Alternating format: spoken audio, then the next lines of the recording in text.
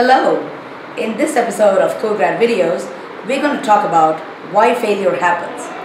So we're going to talk about all these bright young students who go abroad with stars in their eyes and dreams and hopes and aspirations, but they somehow are unable to complete their courses and graduate successfully. There might be a variety of reasons as to why students fail to graduate. And let's take a look at those so that you don't make the same mistakes.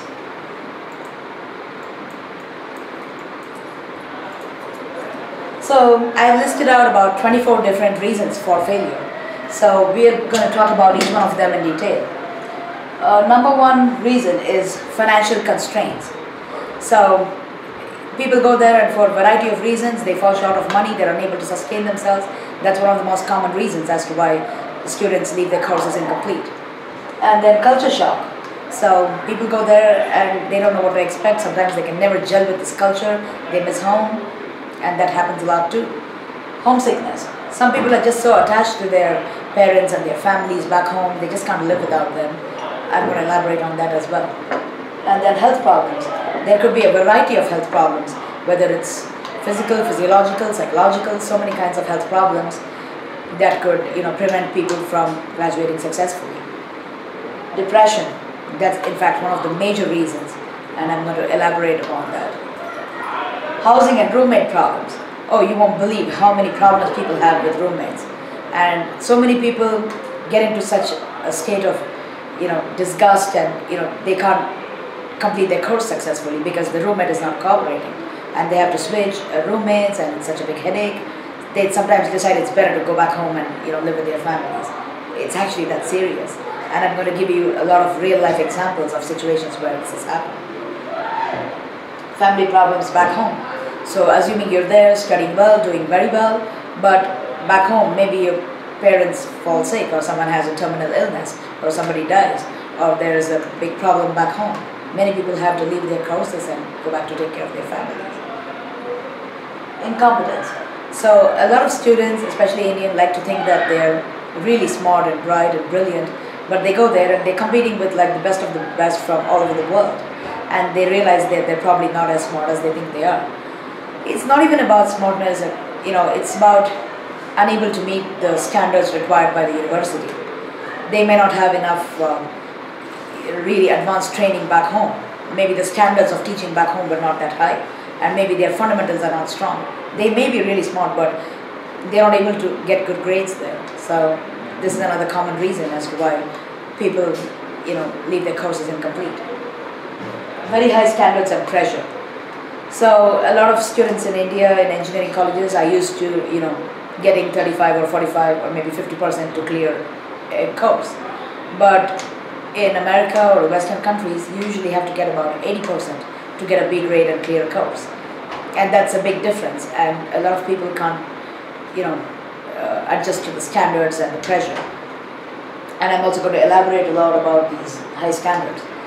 I did notice that the European standards in some ways were even higher than American standards.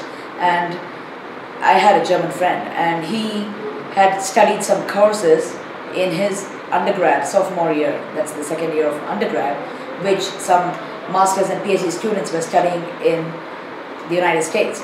And in India, they had never even heard of it in undergrad. So there is a vast difference of standards in academics, and this can lead to a lot of problems for students who are unable to cope with the pressure. Less than 3.0 GPA. Sometimes you may be brilliant and you working very hard, getting good grades, you understand the subject and everything, but maybe you suffer a blackout in the exam, or for some other reason, maybe you didn't do well on one particular exam or one particular assignment, and for some reason you got a grade below B, that is, you got a BC grade or a C grade. And so, if your GPA falls below 3.0, you can't graduate successfully in a graduate program. So, do look at my video about grading policies and academic integrity. But for a variety of reasons, the GPA might fall below 3.0, and I'm going to elaborate on those. Academic dishonesty. Some people go there and they try to outsmart the system, or sometimes they're just afraid to fail, so they cheat, or sometimes unintentionally they make a mistake, they're caught cheating. And sometimes due to no fault of theirs, they are sometimes like charged with academic dishonesty. For a variety of reasons, they may have to leave the course incomplete. Funding terminated. So if you're a master's or a PhD student, you can't really support yourself. So you'll have to rely on university funds, whether it's scholarships or fellowships or a variety of funds. And if you're not able to sustain yourself, then the university may not support you any further. And funding can be terminated due to a variety of reasons. And I'm going to delve into that in depth too. Problems with advisors. If you pick a cranky advisor or a really tough nut to crack, you're screwed. So in one of my videos about how to excel in academics, I talked about how to pick the right advisor. You don't want to get stuck with a crazy, cranky professor. So you have to put in enough thought about which advisors you work with. And you could screw up the relationship with your advisors in many, many ways. So that could be a common reason. Your advisor might never let you graduate successfully, or he might just jump you. So you have to be very careful about that. Problems with colleagues. Sometimes you may not be able to get along with your teammates or your classmates and your colleagues at work. And if you can't be a good team player, they might just send you home. It's that serious. So that could also be a problem. And sometimes it leads to problems with cultural differences because you're working with people from all over the world. Maybe he's like Chinese or Korean and you can't understand his language, and you might get in conflict. University shut down.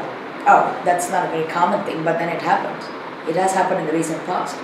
So if you look at Tri-Valley University or a few other low-ranked universities, they were doing all these shady things, and the university was shut down and the students went through so much hardship.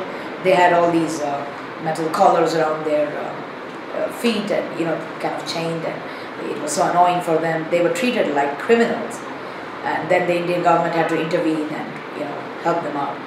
So you don't want to go to that kind of a university. Lure of money in internships. This is another common reason as to why people leave their programs incomplete. They go on an internship for 3 months or 8 months or 1 year, and they get the taste of money. They make a lot of money and they see how it is in the corporate world, and maybe they just want to continue making money. They think they can do the job without the degree, and then they have very little inclination to actually complete the degree and graduate successfully. So distraction from job offers before graduation. Suppose you're in your final semester, or you've completed 3 semesters, you have 1 more semester to go, and you get a really good job offer from a top-notch company. They're ready to give you a 6-figure income, and they're ready to give you a really cool job and a very interesting kind of work. But suppose they're not ready to wait for you for the next 3 or 4 months till you graduate. Suppose they say you have to take the job offer now or you forfeit it. What would you do? Many students actually leave their courses incomplete and take up the jobs, and then they regret it later. So I'm going to talk about that as well. Misguidance by college dropouts who made it big. So a lot of students think that, since Bill Gates was a Harvard college dropout and Mark Zuckerberg was a college dropout, and Steve Jobs never really graduated from his undergraduate program, they think that by being a dropout they would become really great. They don't seem to understand that not all college dropouts become as great as Bill Gates or Zuckerberg or Steve Jobs. They also had a stroke of luck, I would say, but there are so many college dropouts who have neither the degree, nor the money, nor success, nor fame. So remember that not all college dropouts become big, and that's one of the trends in youngsters. And they think by dropping out of the program, they somehow, are proof that they're greater than what the university standards can offer them. That's another reason why people fail to graduate successfully, and I'm going to talk about it in detail. Realizing your true passion lies elsewhere.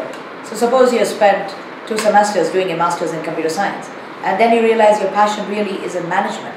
You realize you're wasting your time there because you never wanted to be a developer or a technical architect or a technical designer. Your passion lies like in sales and marketing, for example, and then you realize you're just wasting your time there. You might just switch, or you might just go back home. That could be a reason why people drop out. Or they may realize their passion lies elsewhere altogether. Suppose you go there and you get in touch with some religious organizations and you realize your passion really is in spirituality. You might just want to be a monk somewhere, or pursue spirituality as your profession. And suppose you realize your true passion is in cooking. You want to be a chef, and the feeling is so overwhelmingly strong. You can't probably continue this program anymore. You probably just joined there for a variety of other reasons, and then you realize your passion really lies elsewhere. That's another reason as to why people leave their programs incomplete. Getting in trouble with the law.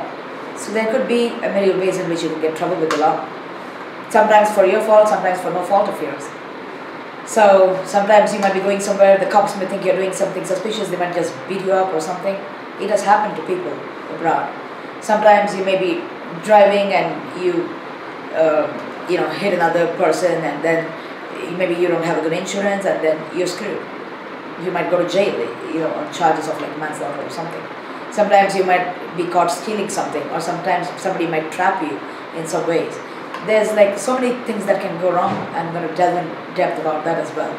Getting in trouble with the law is another factor. I mean, it's not a very common factor, but then there are a lot of people who have actually gotten in trouble with the law and they couldn't graduate successfully. Extracurricular activities. So some people just get distracted by overwhelming themselves with extracurricular activities, whether it's religious activities or like the Indian Students Association or cultural activities, or getting in touch with social groups, and wasting all your time like maybe hiking or something else, and or in painting groups or extracurricular activities of various kinds, and they get so distracted that it affects their grades and performance, and it doesn't give them enough time to study, and then they can't graduate successfully. Romantic relationship failures. You won't believe how many people actually suffer from this. So they go there, young boys and girls, they're going abroad for the first time. They're really very young, let's say about 21, 22 years old when they go abroad for higher studies, for grad school, in their early 20s usually. And they're all, young and energetic and romantic, and they go there and, find their boyfriends and girlfriends. And I've seen a lot of cases, within 2 months they're engaged, and then they break up, and then next thing you know, they tell their parents they're not able to study, and then they're not able to graduate successfully. About 80% of these relationships end up in failure. It doesn't really successfully lead to a marriage. So you have to be very careful about entering into a relationship. It affects you psychologically. So I'm going to talk in depth about this. Well, when you're going abroad, you probably never thought you're going to go there and meet a potential life partner. You're going to fall in love with a person, and that's going to prevent you from graduating. Sometimes it happens. Happened to a lot of people. Marriage problems. So sometimes if the student is already married, I mean the partner is in some other university, or maybe working in some other city, or back home in India or somewhere else, and then they're separated and they can't withstand it, and there's all this societal pressure, and then it might lead to a divorce and they can't handle it. That's another topic by itself. And then pregnancy and child-related problems. So if you have a child, it's like managing, it's like two people, a couple and a child. It's like 3 careers in there: his, hers, and theirs. So taking care of a child is such a big responsibility. I've seen couples where one of them had, the wife had got admission in California, and she had to keep the 6-year-old child with her for a few months, and then the child had to live with the dad, and then the child couldn't live away from the mother, and so the mother had to leave her course incomplete and then go back to the same city to live with her husband. And it's very difficult and complicated when you have a child. And the university would treat her as though it was like a big mistake for her to have a child, and she couldn't participate in some of the team activities, and they held it against her. They weren't really cooperating with her, so that's another reason. So I'm going to talk about each of these 24 reasons in detail. First one, financial constraints. So one of the number one problems for students is how they're going to finance their education. Many people take loans, and then they have to repay the loans after they graduate at like 12.5% interest, and it scares them. And sometimes even if your family is supporting you, you think you can pull it off, but then for some reasons the people are not able to arrange funds on time. And so if you're in a PhD program, usually people are funded by the university for 5 years, and it's very difficult to fund yourself for 5 years. you're not going to be earning much outside. When you're in the PhD program, you're going to be slogging like a dog. So they usually get a stipend anywhere from $2,000 to $3,000 a month, and for some reason the funding might get terminated and the university is not able to support you, and then the student is left high and dry. If you have to pay for it yourself, it will cost you tens of thousands of dollars plus your living expenses. So sometimes you might have unexpected expenses when you go abroad. You might get stuck in a lawsuit and that costs you like tens or hundreds of thousands of dollars. You might have unexpected expenses related to health. Like when I was doing my MBA, there was one time I went on a trip to a career fair. We went driving to Los Angeles and we kept the car window open, and I contracted a virus from the air and I got Bell's palsy. So half of my face was like paralyzed. It took me about 6 weeks, and in fact 8 weeks to get over it, and luckily I recovered. There are some people who never recovered from it, and it cost me hundreds of dollars to take acupuncture for the paralyzed half of my face, and I had to take antivirals and so much medicine, and it was a very tough time, and it was unexpected expenditure. And there are times when your roommate cheats you or something, and then there's unexpected expenditure. It costs you hundreds of thousands of dollars. Roommate might damage your carpet and run away. Roommate might steal your things and run away. Roommate may not clean the apartment and it costs you hundreds of dollars. Sometimes people might cheat you financially. You lend money to a friend and the friend never repays it. Be very careful about your money. For any human being, I think one of the most important things is peace of mind and health. And after that, I think one of the most important things is money. Whether it's your own money or something you inherited or somebody gifted it to you or you earned it or your spouse gave it to you or from some source. We all need money to survive.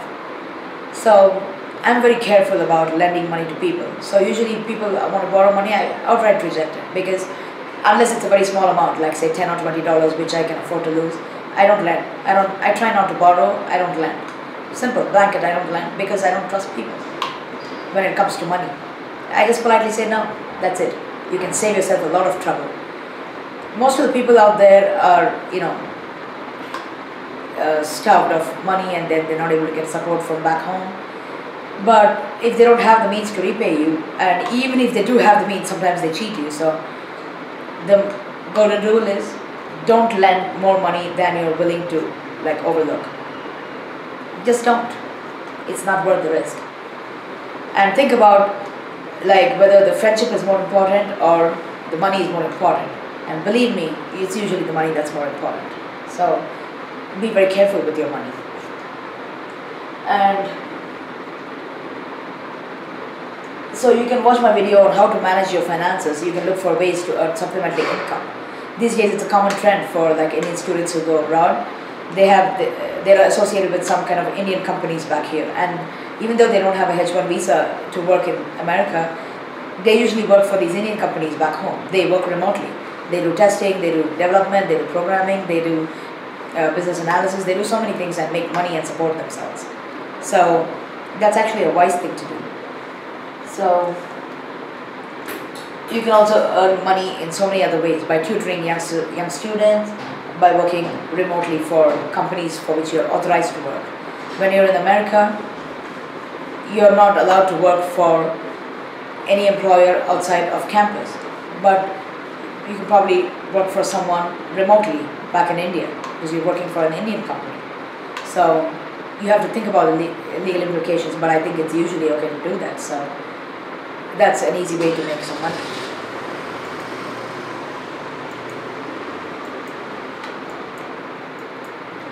So we talked about multiple reasons as to why people run into money problems, and one of the common reasons is that they don't manage their finances carefully.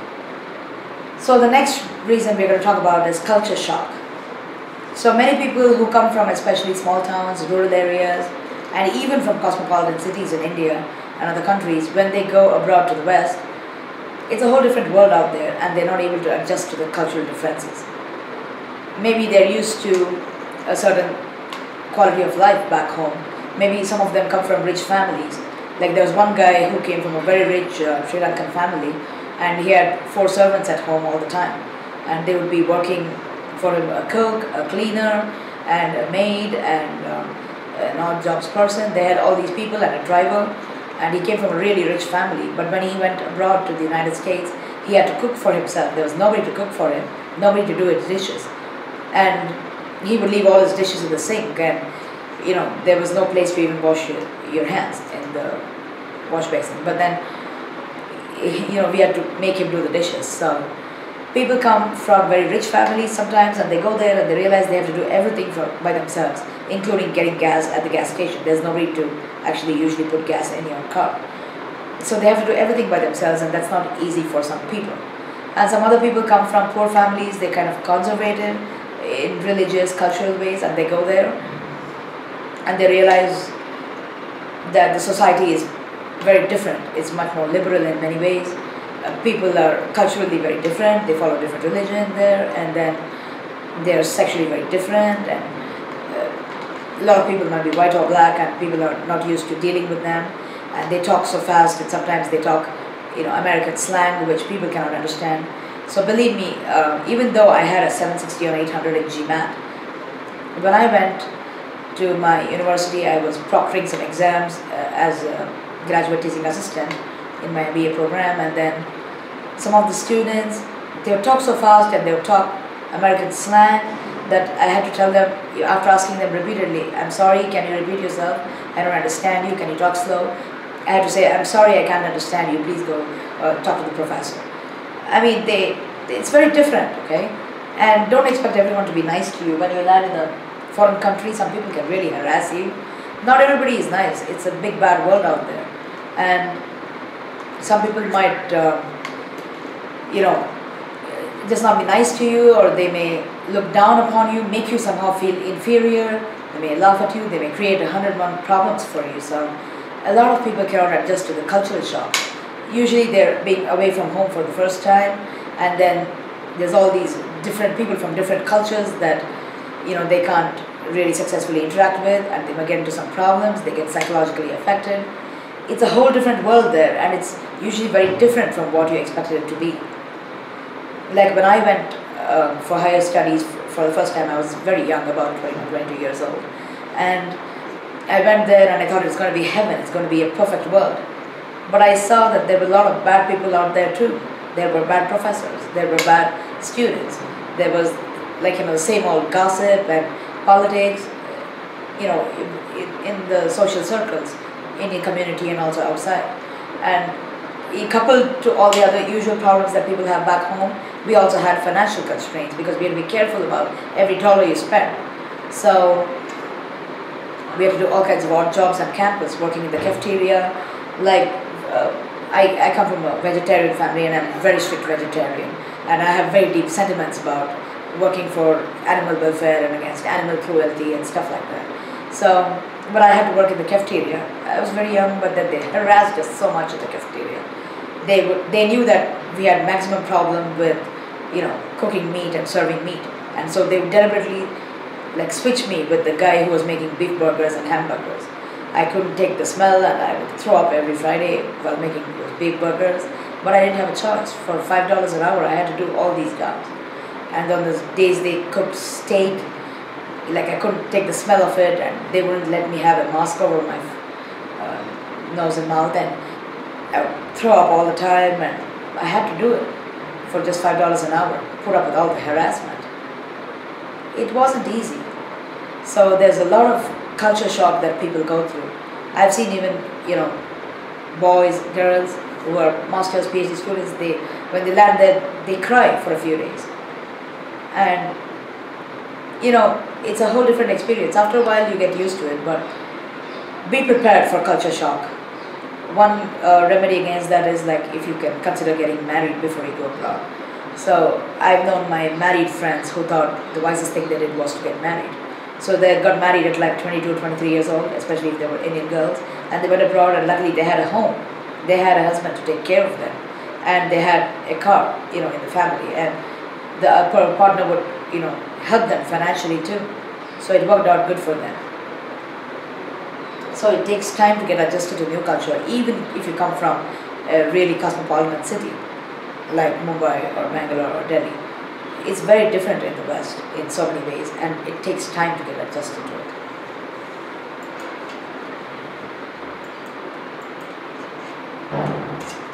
Homesickness.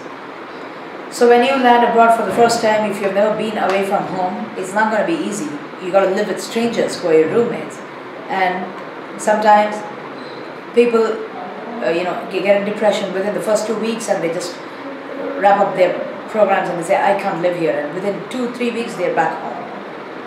And some people, they can't adjust to the weather conditions. So I heard of this case where this girl went there, this Indian girl got married and went to Chicago with her husband, and she was newly married, and the guy,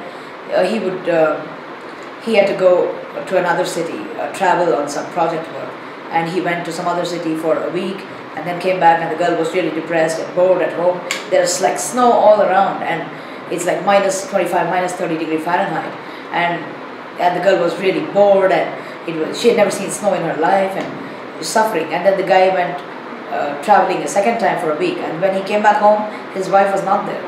She somehow borrowed money from someone, got a ticket, and went back home to Bangalore, and she was happily riding her scooty, her two-wheeler, and she was happily loafing around with her friends. I mean, people can't get adjusted to this, different culture so easily. And it's also this factor of homesickness. If you are very attached to your parents or your family and you've never been away from home, I sincerely advise you to try living away from home for a while before you actually go abroad for higher studies. Like even if you're in Mumbai or New Delhi, if you've never lived away from home, maybe you could take an apartment with a couple of roommates in the same city and just live there for a month just to get the hang of it. See if you can handle it and then go abroad. Instead of going there, spending so much money on your air ticket and going all the way there and then realizing you can't handle it and you come back and disgrace yourself. Why don't you prepare for it in steps? It might seem like you might think you're a very strong person, physically, emotionally, psychologically, but then when you actually land there, things are actually different and you might get affected psychologically. It happens to people who thought they were really strong. So it's good to have family support, or maybe if somebody can accompany you there and be with you for a while, it's good for you. So when I first went abroad, I wanted to be as far away from my relatives as possible. I just wanted to be independent completely. And so it's like I went to Michigan, where I didn't have any of my relatives. And I could have gone to George Washington University in Washington, D.C., but I had an uncle who lives very close by in Maryland. And I didn't want to depend on anybody for anything. But after living away for a few months, I realized the importance of relations. And luckily I had a few uncles in the United States who would call me, and one uncle was really nice to me and he would call me every single day. He had gifted me a cell phone, and that was the best gift that anyone gave me ever in life, and he would pay the bills every month. And he would call me every single day just to make sure I was doing fine, and he was there to guide me. It gave me so much confidence, and it also made my parents feel better. So if you can get admission in a city where you have friends or relatives who you can turn to in times of need, it's always good. You'll realize the importance of friends and relations when you're away on your own. And then I actually thought I should have gone to George Washington University, even if it was more expensive, because it was also ranked higher and I had someone close by. So it was actually a decision I regretted having not made. So sometimes you might get in trouble with the law, you might fall and break your arms or legs. Anything can happen to anyone. We need people to take care of us. Don't expect your roommates to do anything for you. Don't. If they don't harm you, that itself is a blessing. Roommates are roommates, friends are friends. Not all roommates are friends. And sometimes you're in the big city all by yourself, no one to take care of you. It can make you highly demoralized. So there was one time when I was in Irvine and I had a really crazy roommate. So I've talked about it in my roommate's video. And she was a psycho, and at 10:30 in the night, she accused me of stealing toilet paper and then called 911 and turned the cops on. And at 10:30 in the night, I had to leave home. And luckily I had a colleague whom I could visit, and she gave me accommodation for a few days. And luckily that saved me. And it's always useful to have someone in the university whom you can turn to, and someone in the same city who can guide you and help you in times of need. You may think everything is going to go all right and you never get in trouble, but it can happen to the best of people. We all need people. We are social people and we are social creatures, and we need people to take care of us and who can be there for us in times of need. So homesickness can happen to anyone, even like older people. So try, and of course you can Skype with your family every day and then buy a calling card, talk to them every day, and it takes time to get used to it. Don't visit home too frequently. That's another bit of advice. So if you're in the program and in the middle of the program, so usually if a person has joined for like fall semester in 2016, after 2 semesters usually they visit home for summer, and if they're doing an internship they can't. And then if they spend 1 more semester, then usually for Christmas they visit home. That's what most people do. And some people, if they go for spring, sometimes for summer they just go home. And after 1 or 2 semesters, usually in between a master's program, people tend to visit home at least once. But if you visit more than once, it's a big problem because you have very little inclination to return to the university. So people visit once and then they go back somehow and they try and manage there, and then after a few months they visit home a second time, and this time it's like really difficult for them to go back. So don't visit home too frequently. You're there with a goal, a mission. You have to graduate. And if you're visiting home too frequently, it affects you psychologically, and you can't probably concentrate on your studies, and you get homesick and depressed. And then you might also lose a lot of immunity when you travel abroad. So like I had a cousin who was asthmatic, and he would take an asthma inhaler every day in Bangalore. But when he came to visit me in California, after a few days he didn't have to use the inhaler at all. The air was so much cleaner. But the moment he landed back in Bangalore, he had to use the asthma inhaler like twice a day at least. So there's a lot of difference in levels of pollution and the weather. And after going abroad, a lot of people develop a lot of allergies, like which they never had back home. Like allergy to pollen, allergy to some kind of food items, allergy to dirt, and so many other kind of allergies. And when they come back home to their home countries, these allergies begin to manifest themselves more. And when they return back to the US or whichever country, there's a significant difference in health, and that can cause a lot of problems. And also, like my mother, every time she visits me in the US and she returns home to Bangalore, she has her eyes watering for the next 2 weeks because of the pollution, and we feel the difference in the weather and the air. And then for students who are coming home and going back again, this can actually cause a difference in the health and the immunity of the system, and it can cause a variety of health complications, and it can also affect you psychologically. So it's not a good idea to visit home too frequently. So getting health problems is another reason as to why people are not able to graduate successfully. You might fall and break your arm or your leg, or you might slip in the snow. You know, when you're walking on snow, there's all this soft snow on the top and there's a sheet of ice beneath it. So you can't wear tennis shoes and walk on snow. You have to wear those snowshoes and the solid boots. So you have to walk so carefully with every step, lean forward, or you're going to lean backward and you're just going to fall. And a lot of people have accidents, especially in places where it's cold. And even in places like Georgia and North Carolina, it usually snows for like 1 or 2 days a year. And when it does snow, there's all this ice on the roads and the cars just skid and get into accidents. And people are walking, they can't see the ice, they skid and fall and break their bones. It can happen to anyone. So you have to be so careful about this. People get into driving accidents a lot of times. And sometimes people might just slip on something in their own house and fall. It happened to one of my classmates. She had a broken wrist, and it cost her like thousands of dollars to go to the doctor. Even though you have health insurance, you might have a very high deductible. Means if you have a $10,000 deductible, the first $10,000 you have to pay for it yourself. And the health insurance takes care of anything above that. So you have to always take care to have a low deductible, and even if it's a slightly higher premium. And you also have to make sure your copay is low.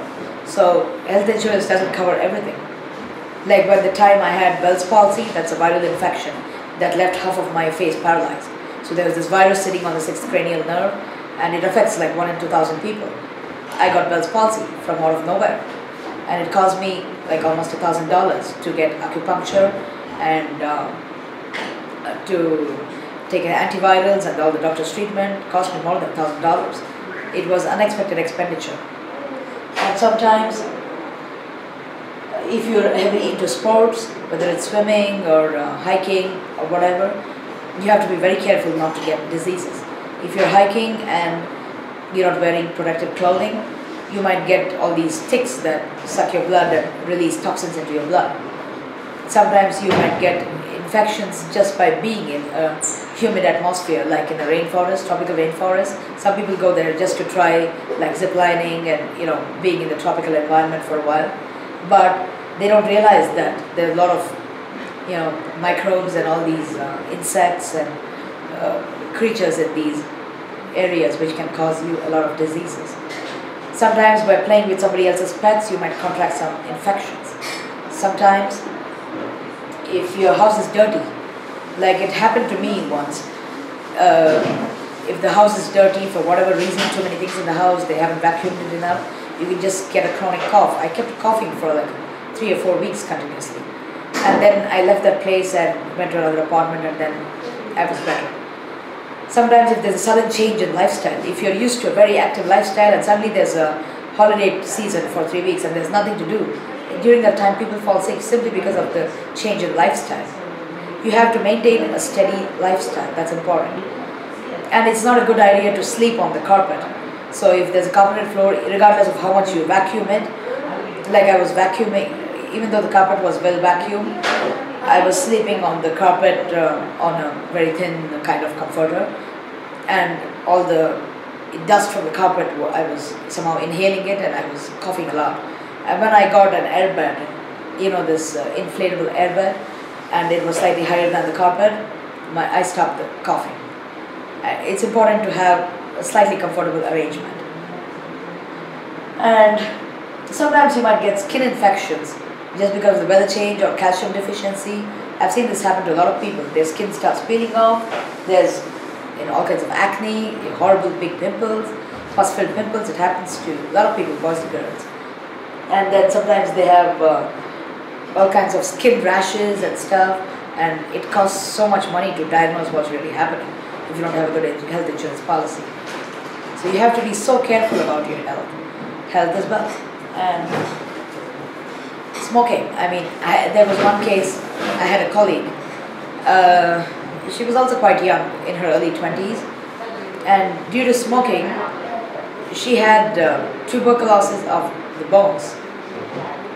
Instead of the lungs, she had TB of the bones somehow, and she had to have a surgery that fixed this problem in her bones, which was caused due to smoking. She was a chain smoker. And then she had to return. She was a Punjabi girl. She had to go back home and get treated. And then she came back to finish her course. And she was smoking again. So some people never learn. And then, so there could be so many different types of health problems. You have to be so careful to keep your apartment clean and well vacuumed. And if you're in a cold place, remember to have a humidifier at home, or at least have a big utensil in which you have some water standing all the time. So the water kind of evaporates due to the heater in the house, and it causes enough humidity. If there is not enough humidity, you'll have nosebleeds. It happened to me sometimes. And then I realized I had to have a kind of humidifier set up, and then the bleeding stopped. So, food-related health problems.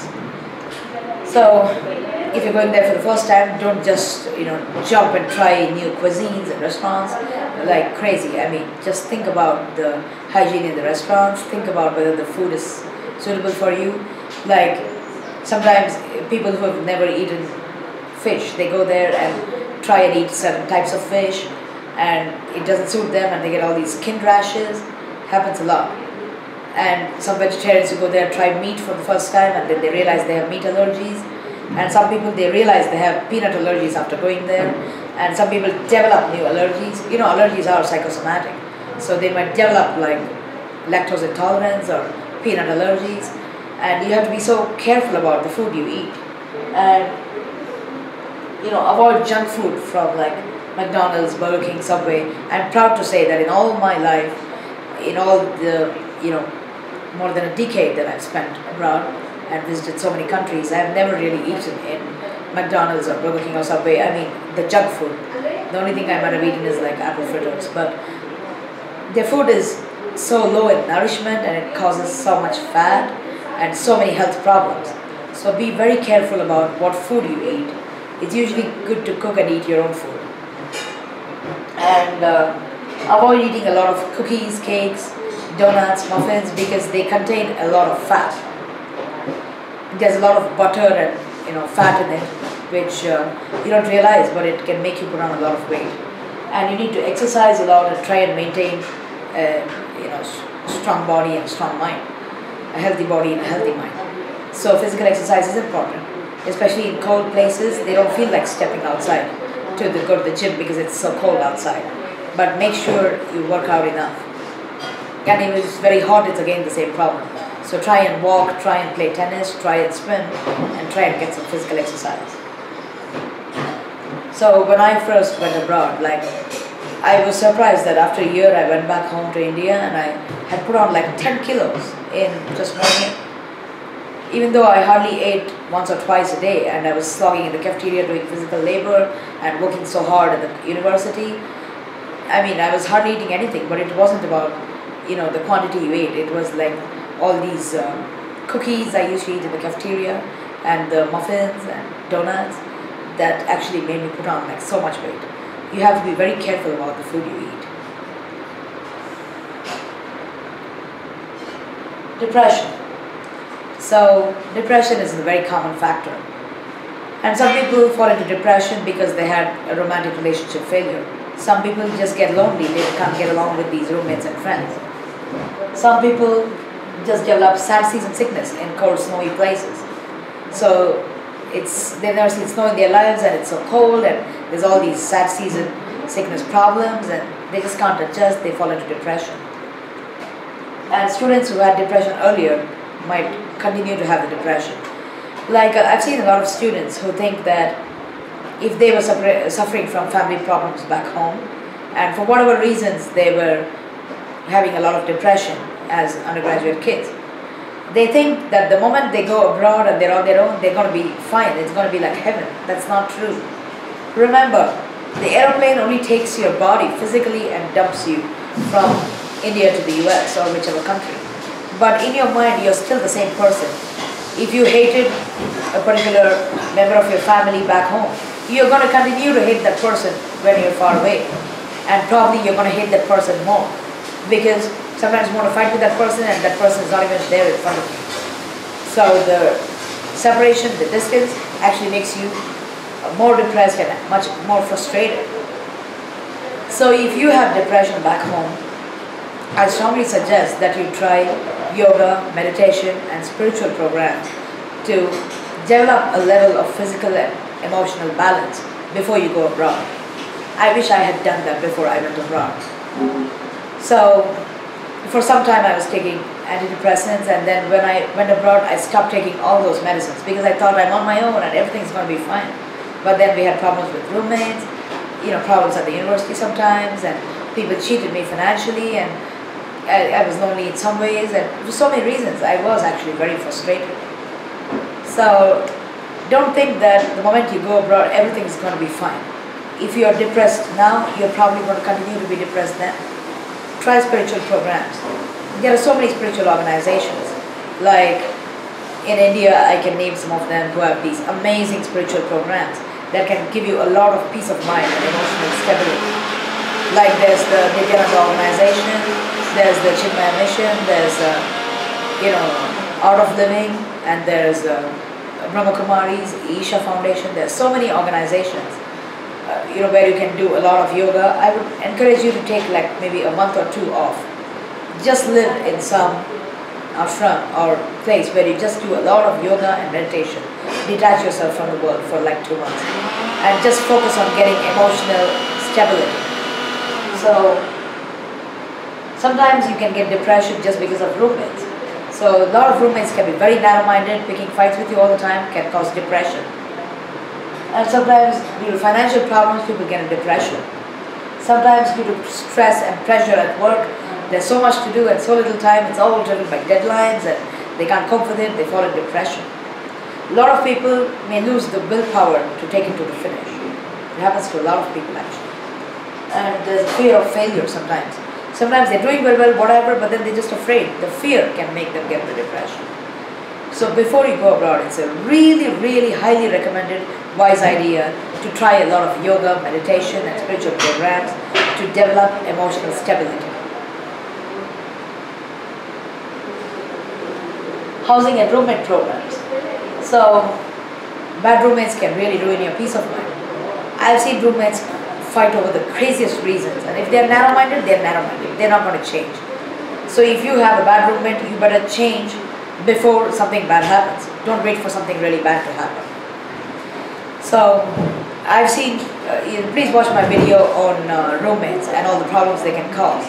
And I've seen roommates fighting over, like, one girl was using hot water to do the dishes and the other girl was fighting, saying it costs 10 cents more to use hot water. Both of them were PhD students. I've seen roommates fight over their boyfriends. I've seen roommates fighting for every single penny. I had a roommate who was so goddamn narrow-minded, even though she had a job in Intel, making good money. She picked a major fight with me, saying the other girl paid for the shoe rack and I'm keeping 5 pairs of slippers. Sometimes bad roommates, they're just bad, they're narrow-minded, that's the way they are, and that's the way they will be. What you can do is avoid. So, sometimes your roommates may be dirty and you can't put up with it and it affects your performance. It's really important. And then, sometimes your apartment may be infested with bedbugs, roaches, ants, insects, and sometimes the ants might get into your ears and that causes ear infections and the whole ear is swollen. And I've seen that happen to people and they're not able to study, it costs thousands of dollars to fix their problem. Sometimes they're allergic to spiders and they have a phobia of spiders and there's spiders in the apartment and they can't sleep, they can't study. These are really important factors that can screw up your life, peace of mind. So you have to be very careful with the kind of roommates and neighbors you have. So please watch my video about roommates for further advice. Family problems back home. If a family member falls sick, when you're here, suppose that I've seen cases where the mother was suffering from cancer and there was a boy whose mother died from cancer and he had to go through so much hell.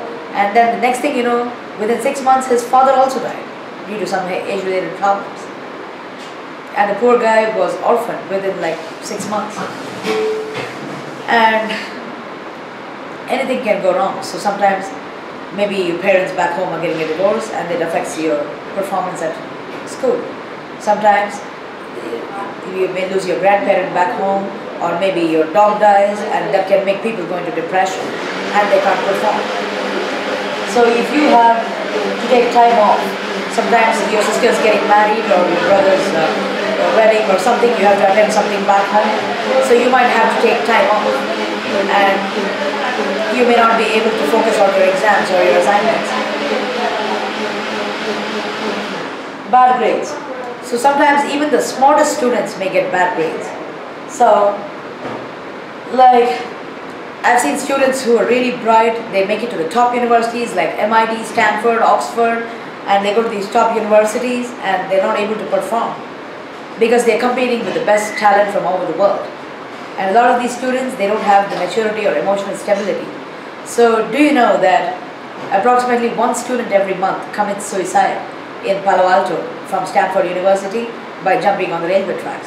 They think it's easier to kill themselves than to withstand the pressure. They are afraid of failure.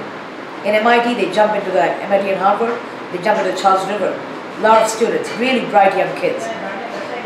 So remember that there's going to be a lot of pressure if you can't meet your GPA. For whatever reason, don't commit suicide. It's the worst thing. So, and if you ever get in depression, feel suicidal, don't go and tell the university or counselors that you are thinking about committing suicide, because then they can call 911, they can put you in like a hospital, put you in an asylum, and they won't let you go back home till your parents come and get you, and things like that. So you have to be very careful about these factors. Less than 3.0 GPA. Sometimes even if you're very competent, very smart, working very hard, maybe you haven't had good sleep the previous night and you suffer a blackout in the exam, or you fall asleep in the exam. You might fail that exam or get less than an 80%. You might not do well in one particular test or assignment, or maybe you couldn't get along with teammates at a particular team, or you missed a particular deadline, or you missed a particular exam, including like your alarm clock didn't ring. Sometimes they may just refuse to give you another exam. And for a simple reason like that, you might actually get less than a B grade in a course. And you might have to retake the course, and your funding might be terminated, and you might have to go back home. So all these things happen. So you have to be very careful about making sure that you do well in every test, exam, assignment, so that you get at least a B grade in every course. Unable to handle high pressure. So the pressure is very high. Even in tier 2, tier 3 universities, not just the top universities, even in second-rate universities, the pressure is so high compared to Indian standards. So you have to be able to withstand the pressure, and you have to have emotional stability for that. Yoga and meditation definitely helps. And try and get at least 6 hours of sleep every day. You don't have to do night outs, it's not worth it, because you might fall asleep in the exam.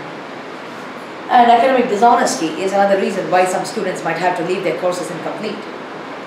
Sometimes if you're caught cheating, you get like an F star. So an F star on your transcript means you were failed due to academic dishonesty.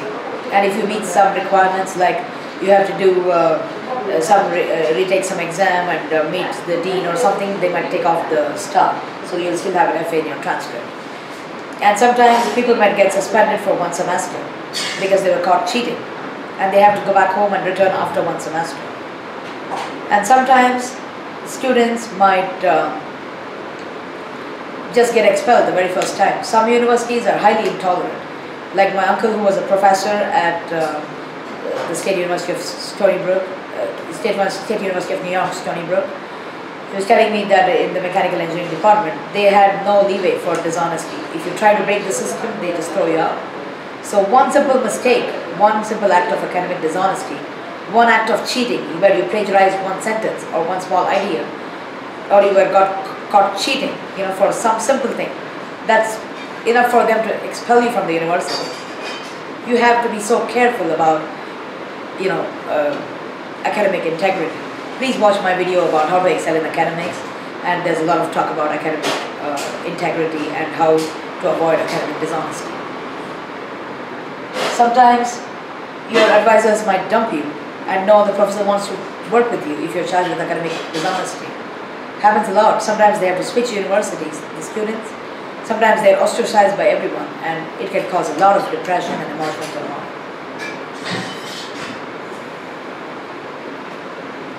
And sometimes I feel like my advice is that if you get charged with academic dishonesty, for whatever reason, it might be better for you to switch universities if you're not way into the program. If it's like your very first semester or second semester, you can transfer a few credits and switch to another university so you can start fresh. It's actually a good idea. You can try and build a new reputation from scratch.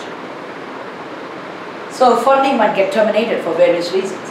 Sometimes your research is not doing well enough, and the people who are sponsoring your education, they can terminate your funding. Professors' funds are cut off by their sources, like National Science Foundation or the university. They cut off funding, and the professor says, I can't support you anymore. Sometimes grants don't come through easily. He's expecting a big grant, he's promised you funding, but the grants never come through. They get delayed. Sometimes the advisor quits the university. So if if your advisor was at the University of Stuttgart in Germany, and he switches over to the Technical University of Munich, you might have to either go to Munich, or you have to find another advisor, or you have to start your program again from scratch. Sometimes if you're, especially like in a PhD program, it's a 5-year commitment. If your advisor switches universities, you might have to switch too. Be ready for that. And sometimes, if a student behaves in a disreputable manner, brings disrepute to the university, suppose she's caught stealing somewhere, or guy is caught charged with child molestation or something. He behaved in a way that brought disrepute to the university, and that's enough reason to, expel him from the university or terminate his funding. It's that serious. And if a student cannot work well with the teammates, sometimes the student may be right. I've seen cases where one particular student was doing the right thing and guiding the team in the right way, and the rest of the teammates felt insecure and felt stupid, and they all went and complained about the student to the professor. And the professor thought it's all these students against this one particular student. So they thought this student is like the outlier and he can't get along with his teammates, and they just let him go. You have to be able to work with people. It's a complex game, so be prepared for all these kind of problems. And sometimes you might have conflicts, with your advisor. Advisor-student, it's a very delicate relationship, and you have to put in effort to maintain the relationship. So in some of my other videos, like how to excel in academics, I've talked a lot about how to pick the right advisor and maintain your relationship with your advisor. Problems with advisors. Sometimes your advisor might be a very great scientist, a great researcher, but he may not be a nice person. So if he's not a nice person, he can cause a lot of problems to you. Talk to your seniors, talk to your colleagues, talk to other professors, and try and see what kind of a person he is. There are bad people, there are bad professors too. There are sometimes cranky professors, there are professors who are vengeful. After all, they're human, they have all the human failings that everybody else does. You don't want to get stuck with a cruel, cranky professor, however great a researcher he might be. So I've seen cases where the advisor would not let his PhD student graduate for about 11 years, 13 years, and they held them up and they made their life miserable. And sometimes I've seen them screw up recommendation letters. So you have to make sure you pick a person who's good and who's also a good researcher. Sometimes an advisor is like really nice and friendly and a very nice person, but there's very little you can learn from them. And sometimes I knew a postdoc, this student who was working in experimental physics, and he would get all these brilliant ideas and set up all the experiment in the apparatus in the lab and try to perform these experiments in physics. And the moment he got preliminary results, the advisor would take over the experiment and make the student work on something else, so that the professor could publish the results as his own findings, so that he could take all the credit. These things happen. It has happened, it is happening now, and it will happen in future too. So you have to make sure you find an advisor who you can trust. So advisors might have their own vested interests. Always make sure that your research interests are aligned with your professors and advisors and research interests. Problems with colleagues. Sometimes your colleagues and teammates may not support you in your ideas. They may have a different opinion, and sometimes they may get jealous of you and they may try and harm you. It's a dog-eat-dog world, even in the university. And sometimes there's all these language and cultural barriers. So if you're working with a Japanese person, you might find it very difficult to communicate, or with a Chinese or Korean person. Like I had this problem once. I was working with two Chinese teammates on a project, and their English was so bad, like they couldn't really understand what I was telling them, and I couldn't understand what they were saying. So after some discussions for a while, one of them, there was one boy and a girl, and the boy was like really thick-headed and he would be using foul words all the time. It was so difficult to work with them. Sometimes after half an hour of heated discussions, I had to go to the restroom and scream and, stomp my feet and then wash my face and let off some steam and then go back to the discussion. It was so difficult to work with them. Sometimes they may be very competent, but you may not get along very well with each other. Sometimes in top universities, a lot of people are really puffed up.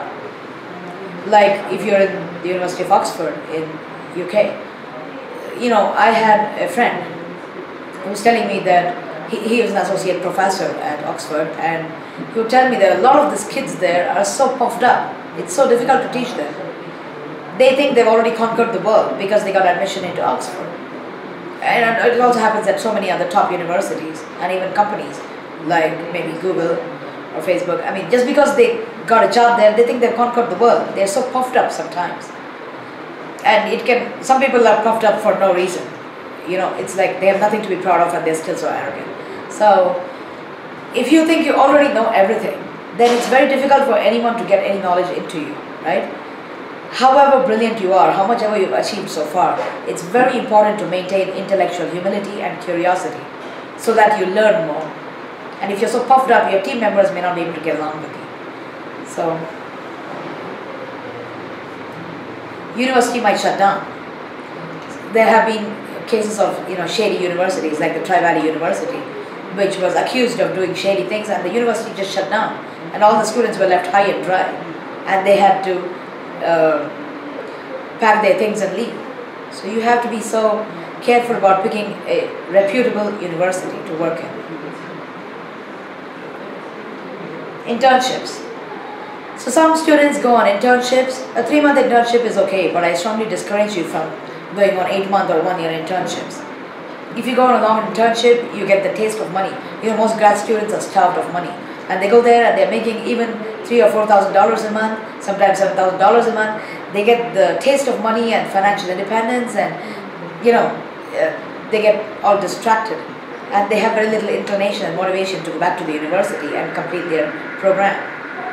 So internships can be very distracting. So try not to distract yourself from your goal. If you're going abroad for pursuing a particular program, you want to get a master's degree in computer science from a university, your goal must be very fixed to get that degree as soon as possible, and then go on internships, and then get into romantic relationships, and then go on trips, and then go home or whatever. You're going there with a mission, focus on the goal. An internship can be a big distraction. A 3-month summer internship is okay. But if you can use that time to be in the university and do some research and get some credits and graduate sooner, I would highly recommend you to do that. So, but 3-month internships can also be useful sometimes. Like in the University of Arizona, the computer science department, it was usually ranked around like top 30, somewhere around there. And a lot of students would go to internships, mostly to Google or Microsoft or Amazon. And after internships, a lot of them would get it converted into full-time job offers. So it's good to, go on internships in such situations. Job offers before graduation. Suppose you get a job offer after 2 semesters or 3 semesters of your studies, and that company gives you a real good pay, like a 6-figure income, and a really interesting work, and they're not ready to wait for you to graduate. They said, hey, come on, we want you to start working right away.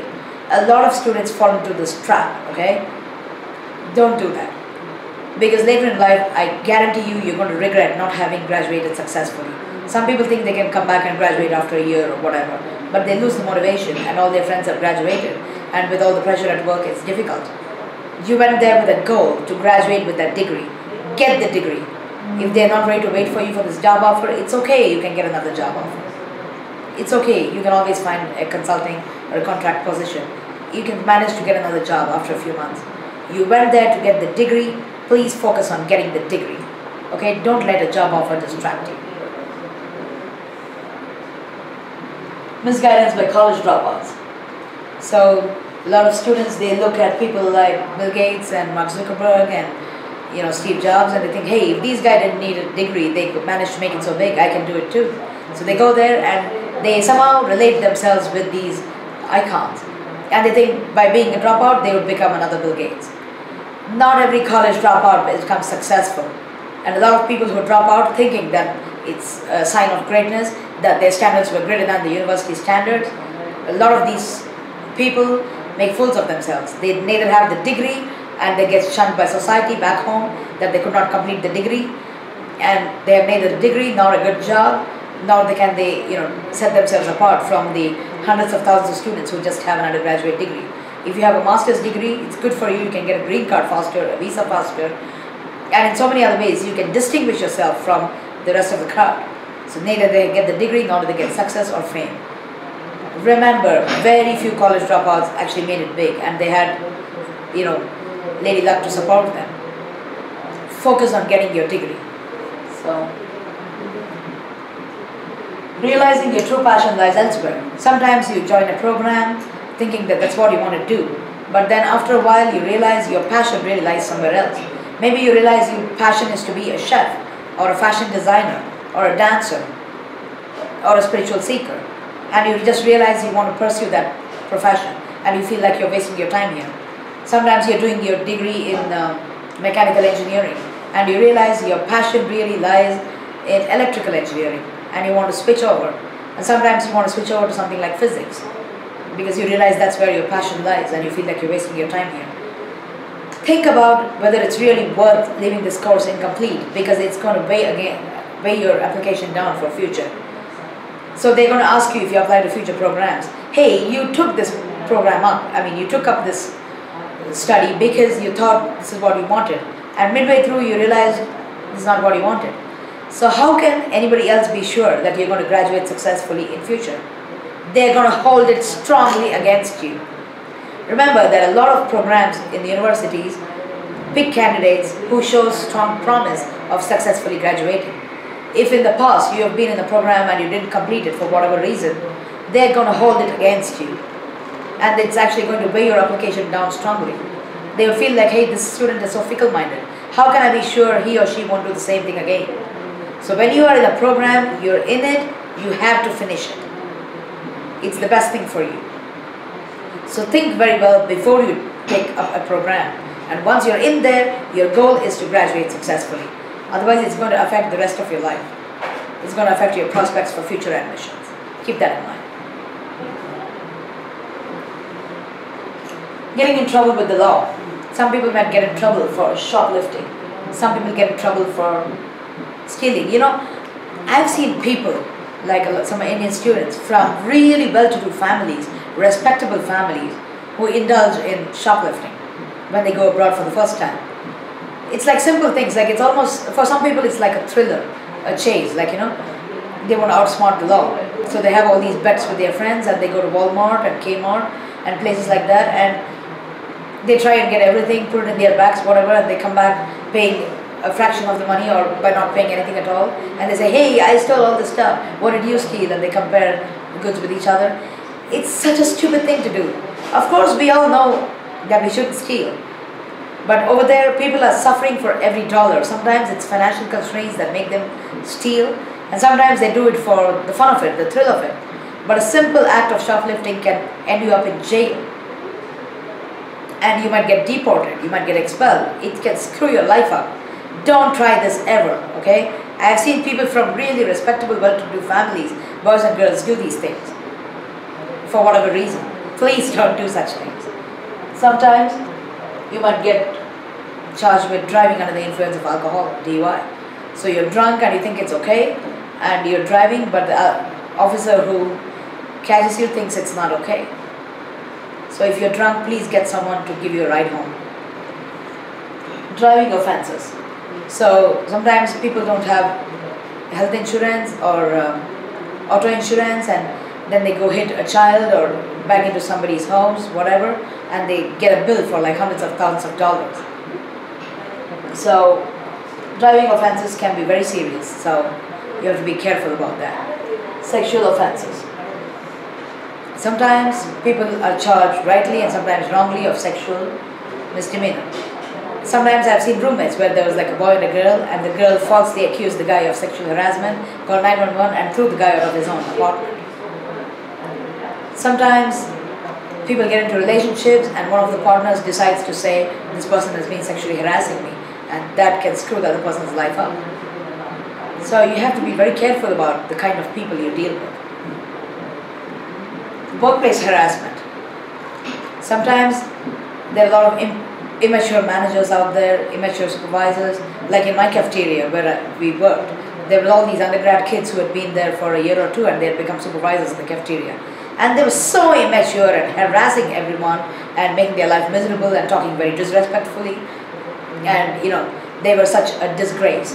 I mean, they didn't have the maturity to handle this profession, and they were put in those positions. So workplace harassment can happen in so many ways. Somebody might insult you, or you insult someone and that person might sue you, and somebody might go to the HR and you could lose your job. It can happen all the time. Subject to violence or police excesses.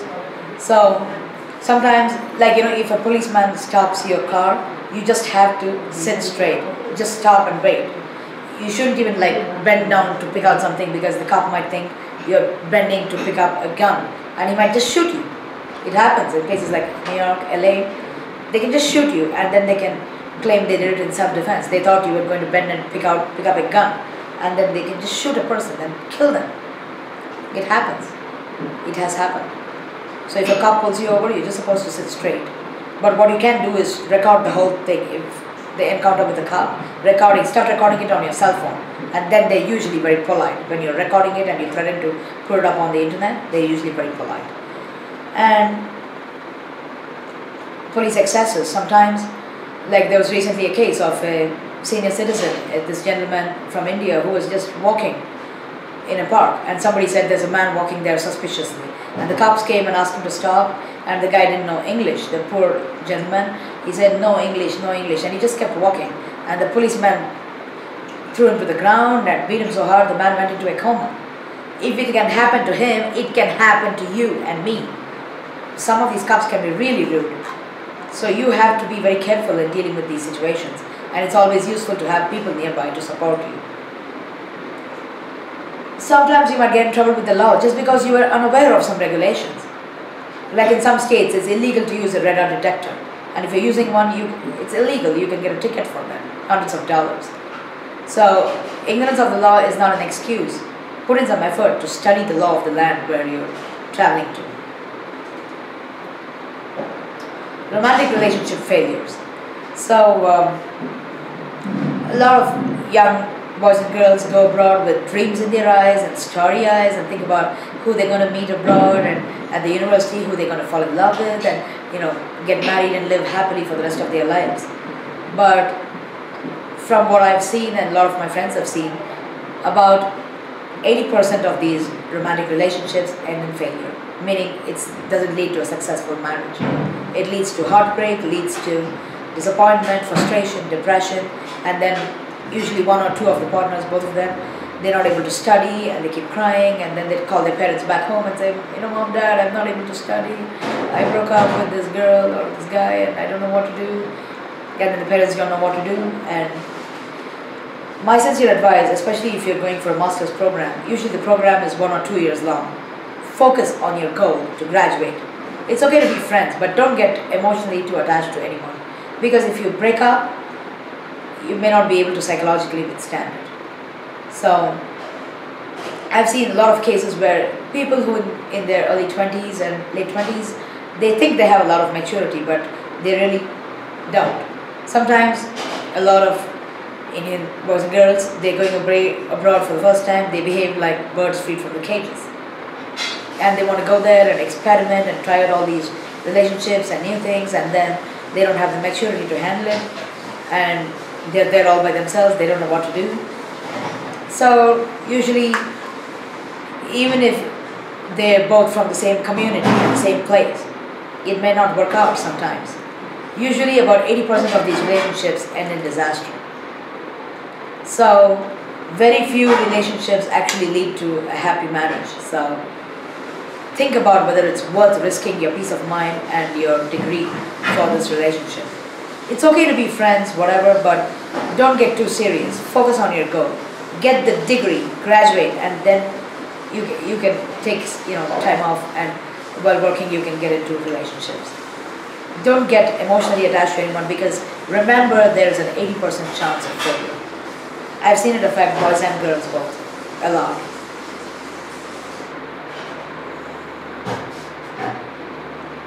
So pregnancy and childcare problems.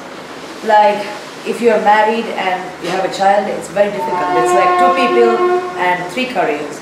And while they're taking care of their child, the university doesn't usually cooperate with them sometimes.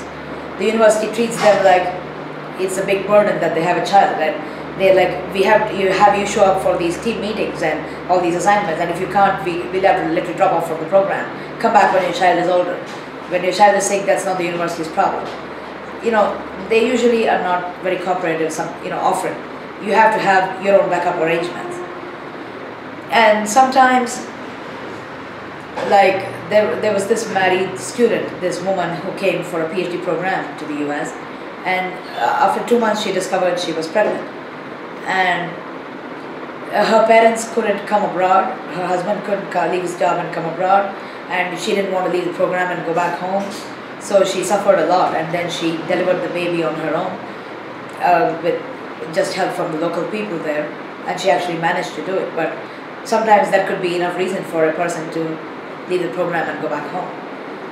And sometimes, actually, the reason why this woman's parents couldn't come to help her was because in the visa interview, they applied for a tourist visa, and they said, we're going there because our daughter is pregnant and we want to help her. That's no reason for a government to give you a tourist visa.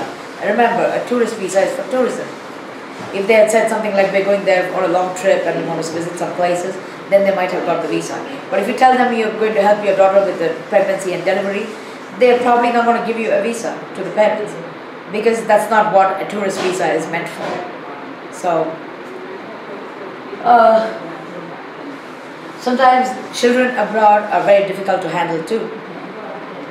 You know, in India, sometimes you might get away with spanking a child or something, but in Western countries, you're not allowed to like beat a child unless it's just a light, you know, like slap on the back for disciplinary reasons, whatever. Sometimes I've seen cases like there was this kid in Maryland who was playing on the street, and the grandparents, who loved him very much, they whacked him and made him get into the house because he was being very rambunctious and disobedient. And the neighbor saw that and called 911, and they took these grandparents and put them in jail. They take child abuse very seriously. And you're not allowed to whack them, you're not allowed to spank them, you're not allowed to scold them. It's like, they're so difficult to control. So I had a relative in the UK. She had 2 kids, a 5-year-old daughter and a 2-year-old son. And the 5-year-old was so out of hand. They taught her in the school that, you know, your parents beat you or abuse you, call the cops. So anytime her mother would try to discipline her, make her do something, she would call the cops. She sent her mother to jail 2 times. They take these complaints very seriously. And she would tell her 2-year-old brother, you don't have to obey mama. If mama is being mean to you, just let me know. I'll send her to jail again. This family had just then bought like a really expensive house in the UK, and they were doing well professionally. And this daughter was so out of hand, she couldn't control her. So they had to actually leave. I mean, the husband continued to be there. The wife, along with her 2 children, she had to relocate back to India and stay there for a few years, 2 or 3 years. In India, the kid realized that, you know, she couldn't get away with such things, and she learned to be more obedient. So she had to take her daughter back in control before going abroad again. So it can be that serious. And there was also a case recently in Europe. There was an Indian couple who were, you know, the mother was like feeding the kid through using her hands, putting food in the mouth. And one of the neighbors called the cops saying they're forcing food down the mouth and it's suffocating the child or something. And the next thing you know, the child care agency, they took away the child, the 2 kids. And it took them like 6 months to convince the authorities that that's how you feed children in India.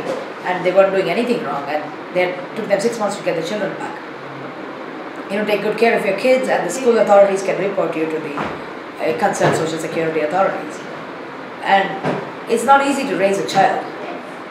So sometimes many people have to sacrifice their career just because they have kids to take care of. So be very careful about what programs you take up, whether you can handle the pressure of a marriage, raising children, and also getting this degree. And there's also this funny story I wanted to narrate about a couple. Both of them are very renowned professors at top-notch universities, and they decided after a long time that they just, you know, for a long time that they didn't want to have kids. And then they thought they would have just 1 kid. And then the woman was pregnant with triplets. So they had 3 daughters. Ooh, so be prepared for the unexpected. Life doesn't always go the way you want it to go. So for all these reasons, people might not be able to successfully graduate from a program. Try and avoid these mistakes. You go there with a mission, a goal to graduate, and focus on getting your degree and then do anything else. Thank you.